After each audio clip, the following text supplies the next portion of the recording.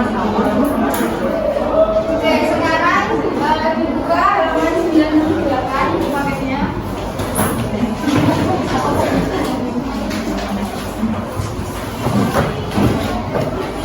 Oke, kita masuk ke KD 3.6 yaitu menerapkan pendokumentasian bukti-bukti penggunaan anggaran. Oke, ada yang tahu nggak?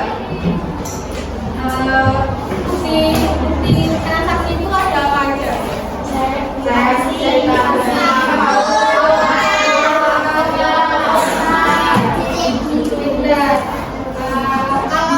Ada yang mau bacain nggak pengertian dokumen, arti dokumen yang itu dalam sendiri? Ada yang mau bacain arti transaksi dan oke. Transaksi adalah suatu peristiwa yang mengakibatkan perubahan pada harta, utang, dan denda. Oke, ada yang mau bacain yang pengertian harta? Oke, apa? Harta adalah merupakan kekayaan yang dimiliki perusahaan. Oke, kamu utang.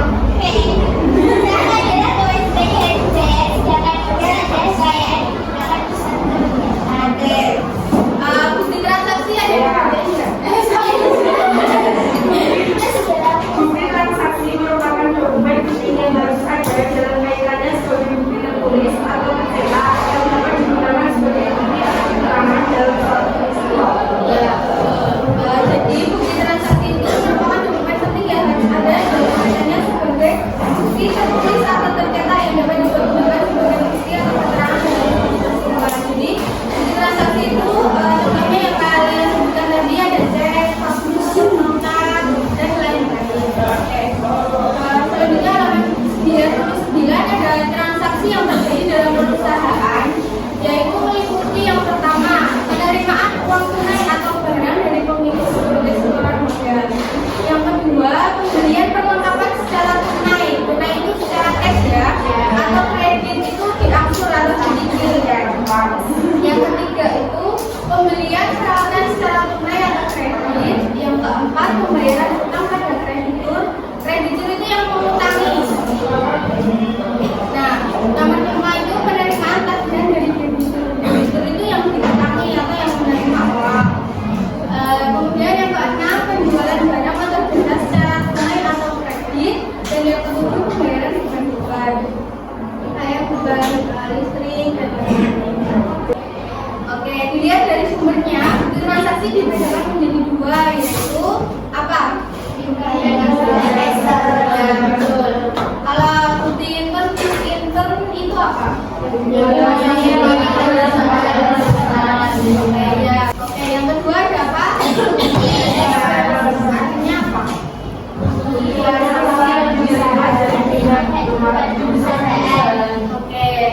Oke, kita masuk ke jenis-jenis dokumen transaksi keuangan. Yang pertama ada faktur atau invoice. Faktur adalah bukti transaksi pembelian atau penjualan secara kredit. Nah, faktur itu dibuat oleh penjual dan diserahkan kepada pembeli bersamaan dengan barang yang dijual. Oke, dilihat di halaman 101 itu contoh fakturnya ya. Bagian-bagian fakturnya yang pertama ada nama dan alamat penjual. Siapa? Ya, alamatnya ya. Nama fakturnya itu yang mana? Nomor 1. Nama dan alamat pembelinya? Oke, alamat pembelinya ada enggak itu? Tidak. Jadi kurang lengkap ya contohnya. Oke, yang kedua itu ada kwitansi. Jenis dokumen transaksi uang yang kedua itu ada kwitansi, yaitu transaksi penerimaan uang atas pembayaran suatu hal yang dilakukan secara tunai atau kontan. Kontan itu apa? Tidak ya, tidak kredit. Kalian tahu kwitansi ya? Dari jenis bukti transaksi yang ada di sini, mungkin kalian biasanya sering melihatnya kwitansi dan nota ya. Oke, halaman selanjutnya itu ada contoh kwitansi. Bagian dari kwitansi yaitu nomor yang pertama nomor kwitansi yang mana? Yang kedua ada identitas orang yang menyerahkan uang. Siapa? Yang dinyatakan uang loh. Iya. Jangan jelas belum? Oke. Yang ketiga bedanya uang dengan huruf yaitu yang ya betul. Blok itu ya. Yang keempat ada rincian untuk pembayarannya juga. Semua uang dengan angka juga. Tempat dan tanggal ada. Nama, tanda tangan, materai dan jam. Materainya nggak ada ya. Oke. Yang ketiga ada nota kontan, yaitu bukti transaksi yang diberikan oleh penjual kepada pembeli sebagai bukti pembelian secara kontan atau tunai. Sekarang kalian sudah ngerti nggak perbedaannya nota kontan sama kwitansi? Coba dilihat lagi. Nota kontan dan kwitansi bedanya apa?